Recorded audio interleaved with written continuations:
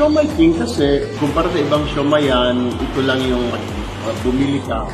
Mas marami, 5 piraso. Pagkatapos pure meat siya, wala siyang mga extenders. Nagustuhan ko yung lasa ng Siomai King. Masarap ang Siomai King sa lahat ng siomai. Meron po along EDSA, malapit sa Shaw Boulevard. Well, mabento siya, despite the fact may mga katabi siya, may mga kalaban, pero mas gusto kasi ng mga tao yung panlasa. Aside from that, mura siya because of the fact na mas marami kumpara din siya.